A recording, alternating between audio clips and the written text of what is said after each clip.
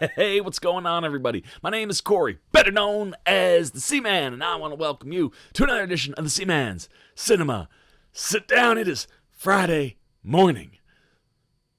Pretty much it feels like the only time I have to do anything lately. I got to apologize, man. I'm behind on a whole bunch of stuff. I got 2 spoiler reviews I'm behind on this show that we're talking about, plus to this morning's episode, so there'll be a 3rd spoiler review on the way. I got some trailer reactions, a couple other reviews. I promise that they're all coming.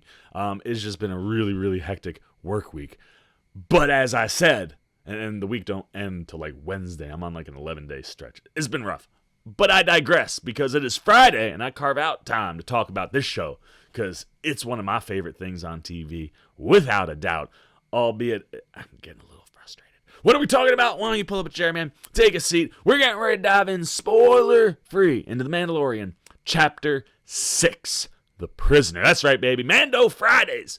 There's always time for Mandalorian in the Seaman's life, because there's always time for Baby Yoda. And Baby Yoda is in The Mandalorian, and those are 2 characters that I absolutely love and that we get to have some fun with in this episode. But before we get into the fun that we get to have with The Mandalorian, allow me to address the thing that's starting to become a little frustrating. Now, Rick Famuyiwa is back directing. He directed episode 2, which ironically, chapters 2 and chapter 6 are maybe the 2 most cinematic episodes we've got. Famuyiwa's really got a cinematic eye, man. And the technical aspects of this episode, from lighting and set design and action sequences and execution and choreography and cinematography, score. Oh, dude, Ludwig Göransson, I tell you, he's really found this interesting niche that's like Star Wars-y, but like he can pull from different things.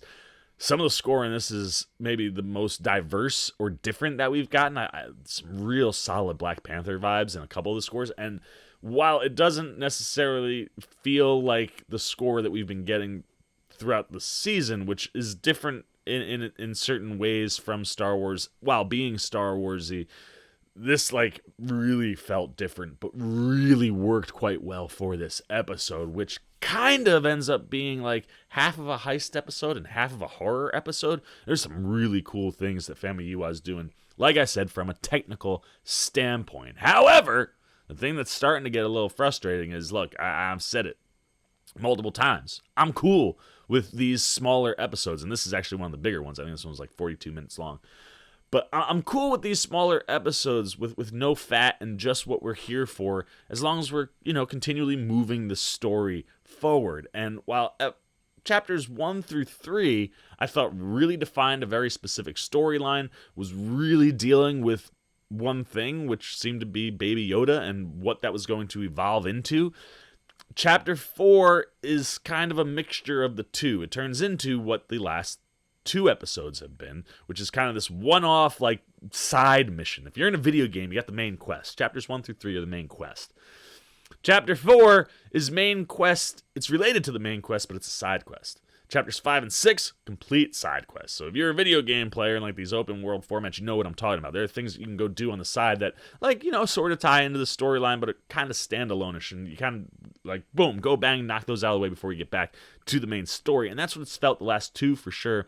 And it's a mixture in 4, because 4 certainly directly deals with the relationship between Baby Yoda and the Mandalorian, and the fact that they are not safe anywhere, which is a big key that ties into those first 3 chapters. But that episode on, that little fishing village was kind of like a one-off, self-contained mission. Like, it was, we got to help this fishing farming village here so that maybe we can hang out. And then they realize that they can't, so we leave.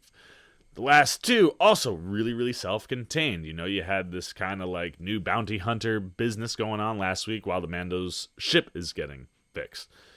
And here we have another kind of one-off side quest mission where, the Mandalorian's got to go help this crew of people that he's with kind of achieve their objective.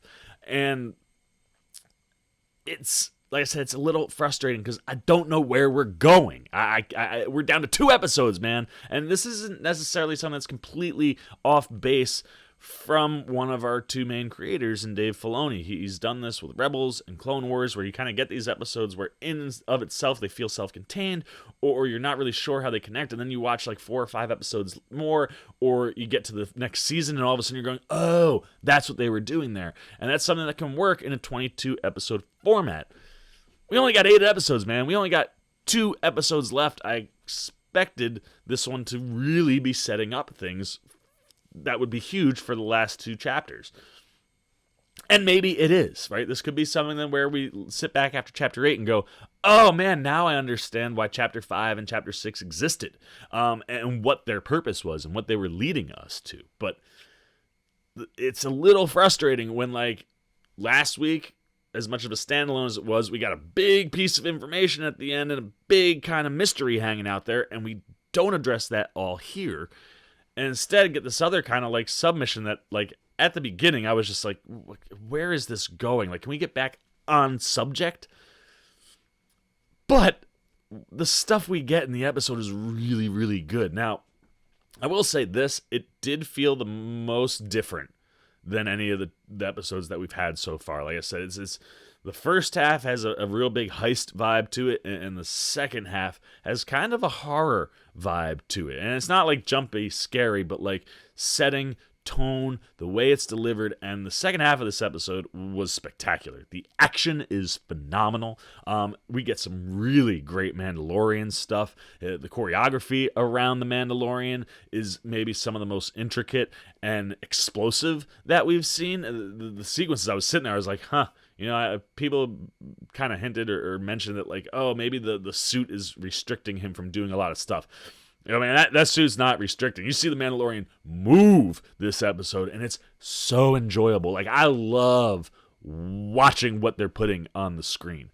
Like I said, frustrated because I really want to know what our main plot is and where it's taking us, and this episode doesn't help in that regard, except for maybe one thing right at the end. But I thoroughly enjoy watching these episodes. And like I said, man, the back half, there's some stuff that Femi Yua does with lighting, specifically in this one sequence where you're just like, oh wow, that's so good. Like, so it looks so good. And like I said, you're interested. Now we have a real big assortment of characters in this episode, and a lot of cameo appearances, all of which I think are pretty good. Albeit, I think this group of characters that we had going were kind of like, to semi-irritating. There's one character where I was like, is this all you do? But also what's interesting is it does give us a little bit of backstory. We don't necessarily learn more about the Mandalorian, like big details, but we get a couple small things that this episode clearly ties to his past in a way that'll be interesting to see if we return to anything from this episode. So that stuff was really good. I enjoyed that. Like I said, the score here like works, and specifically works for this episode, albeit it felt very different than everything else we've gotten. Now, I've mentioned The Mandalorian. I mentioned we had some good action, really good technical work, a cast of interesting characters that I thought was delivered well, but could have maybe been upped a little bit more in like what their characters were actually doing. They're sort of bland. But there's one character we haven't talked about, man, and that's Baby Yoda. And you know, in a non-spoiler situation, I can't get into these characters. I don't want to spoil anything for anybody. But we will talk about them when I sit down to do spoilers. But we can talk about Baby Yoda, and he does have a scene that just leaves you awe-inspired in his cuteness and adorableness. It's like there's a thing that he's doing in this episode, specifically in one sequence, where you're just like, oh my gosh, could he be any cuter? And like, what is he gonna do? Like, how advanced is this 50-year-old baby? Because he does, and you're like, he's got like some Yoda vibes to a couple things that he does in the episode. Thoroughly enjoyable. There's also a moment where like you literally like drop, if you were holding things, you would drop it and be in like, oh, and kind of hold your breath for a second. And like I said, the execution of the episode is really, really good. And we get another nice little bit of fan service toward the end of the episode. 3 specific cameos that come right toward the end, and then things that we see surrounding them that felt very Star Wars. It was funny. I thought a lot of the episode kind of felt a little like Star Wars adjacent to a degree, and just the vibe and style choices. And then you get to the very, very end of the episode, and you're like, oh yeah, no, that's that's real Star Wars. And like I said, I enjoyed this episode. I thought, if this was like the first episode or the second episode where you're just kind of thrown into the middle of a Mandalorian mission, you're like, yeah, man, this is good. But we're almost at the end of the season, and I want to know what story it is we're trying to tell. And this episode didn't do a great job of that. Although I thoroughly enjoyed it, man. It is a conundrum with this show, because I think it is very, very good, and it's executed quite well. I just want to know where we're going and where they're trying to take us. Like I said, the last 3 episodes have kind of felt like side missions, and mixed into all 3 of them is either like repairing, retrieving, or serving the ship in some way, looking to try to get some loot, some money, or just the fact that, like, you've got to be on the run, we're not safe. And all of those have been played with in these last 3 episodes, and even the last 2. I have a feeling, man, we're gonna get to the end of the season, we're gonna look back and go, oh, because we've seen Filoni do this. But in the current moment, you're just like, where are we going? Like, is this gonna have an overall story being told, or all these one-offs? We'll see. I think it'll all tie in, and we'll look back and go, and as I said, the episode does kind of hint at some things about the Mandalorian's past, and does kind of set up some stuff that maybe could be explored down the line. So we'll see where we're going. But, like, Favs, get back into the writing chair, man, and get us back onto our main objective. I hope this thing ties up together really, really well, because I've thoroughly enjoyed the season.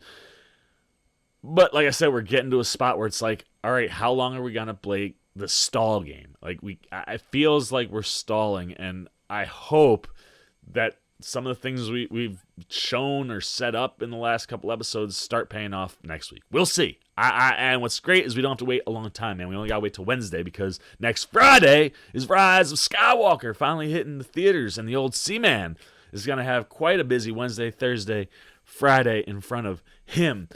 Wednesday will be the next episode of The Mandalorian. They're not going to drop it on the same day that Star Wars Rise of Skywalker comes out, which is cool. So we'll be talking Mandalorian a lot quicker. And then from Wednesday morning's Mandalorian discussion, we will move into Wednesday evening and a 24-hour marathon. That's right, man. I tell you, you do the Marvel marathon, 22 movies, 60-plus hours. See, man, no problem. 24 hours, that's a cakewalk. And I'm going to be in a 4DX theater, which means I'm going to be flying around for all the Star Wars movies. I'm pumped. If you want to follow along with my adventure and journey during that marathon, if you follow me on Twitter at cinema_sitdown, I will be posting on Twitter like crazy throughout the entire thing. We'll be back, similar things we did with the Marvel marathon. We'll be doing 2-minute reviews. I'll probably eat a couple hot dogs during those, and then we'll of course talk about Rise of Skywalker when we get there. I'm pumped, man. It's a real Star Wars week ahead, and I'm very excited for it. And I just hope that when we start off Wednesday, I'm going, oh man, everything's starting to line up, man, and we are headed toward a fantastic finale. That's the hope. Hopefully these aren't just these like little one-off kind of like Western, sci-fi, horror heist adventures. Hopefully it's all going to come together, and we'll see what happens as we go back to director Deborah Chow next week for the penultimate episode. She had my favorite episode of the season thus far. We'll see if she can deliver it again and maybe tie this all together in a way where we're going, oh man, now I love this whole season. But until then, man, thank you for joining me. It's time for the Seaman to be done talking about The Mandalorian, and now it's time for you to talk about The Mandalorian Chapter 6, The Prisoner. What'd you think, man? Remember, this is spoiler-free, so don't hit any spoilers or warn us if you're going to drop a spoiler piece, but what were you digging or not digging about the episode, from its technical standpoints to some of the real stylized, like, cool stuff and sequences we get in the back half with the action. The first half, real heisty. What'd you think of this group of characters? Where do you think we're going? Is this all gonna work out? Is it all gonna tie together? We're gonna sit back at the end of this and go, oh man, Johnny Favs Dave Filoni, you guys are geniuses, and I still feel very, very good with you guys running point here.